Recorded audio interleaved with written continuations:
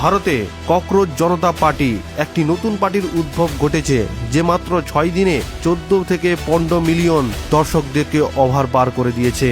সেই পার্টি দিল্লির মসনদে বিজেপির গদি নাড়িয়ে দেওয়ার ক্ষমতা রাখে। ভারতীয় যুবকরা আজ বাংলাদেশ নেপালের মতো করে সরকারকে পাল্টানোর ক্ষমতা রাখে। আর সেই পার্টির কথা বলছি, যার নাম হলো ককরোচ জনতা পার্টি।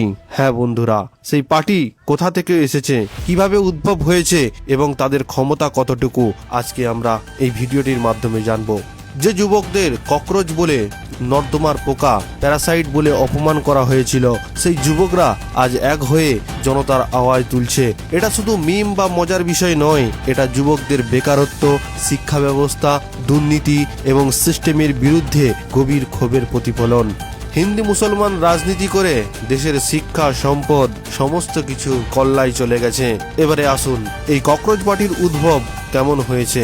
15 মে 2026 সুপ্রিম কোর্টের চিফ জাস্টিস সূর্যকান্ত এক মামলায় বলেন যে কিছু বেকার যুবক ককরোচের মতো সিস্টেম আক্রমণ করে। পরে তিনি স্পষ্ট করে বলেন যে তিনি ফেক ডিগ্রি লোকেদের কথা বলেছেন, কিন্তু কথাটি ইতিমধ্যে ভাইরাল হয়ে যায়। 16 মে বোস্টন ইউনিভার্সিটির ছাত্র এবং আগে আম আদমি পার্টির social media strategist Abhijit Deepak একটা মজার পোস্ট করেন। তিনি বলেন যে ককরোচরা যদি এক হয়, এইভাবে জন্ম নেয় ককরোচ জনতা পার্টি। তিনি গুগল ফর্ম এবং ওয়েবসাইট খুলে দেন। মাত্র 72 ঘন্টায় 1 লাখেরও বেশি মেম্বারশিপ। এখন লক্ষ লক্ষ যুবক এতে যোগ দিচ্ছে। ককরোচ জনতা পার্টি এর সবচেয়ে বড় শক্তি হলো সোশ্যাল মিডিয়া। ভারতের জনতা পার্টি 19 বছরে ইনস্টাগ্রামে 8.7 মিলিয়ন ফলোয়ার্স করেছে। আর এই সিজেপি মাত্র 6 দিনে 14 মিলিয়নেরও বেশি ফলোয়ার ছাড়িয়ে গেছে। কারণ ভারতের জনতা বুঝতে পেরে গেছে, এই হিন্দু মুসলমান করে দেশটাকে যে উচ্ছন্ন গেছে তা কিন্তু কোনোভাবে সম্ভব নয়। তারা বুঝেছে যে ধর্ম ধর্মের জায়গায়, রাজনীতি রাজনীতির জায়গায়, হিন্দু হিন্দু, মুসলিম মুসলিম, সমাজ সমাজের মতো করে চলতে হবে।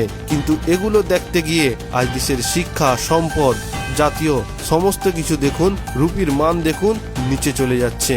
তো এবারে আসুন, এই জনতা পার্টিকে কারা সমর্থন করছে।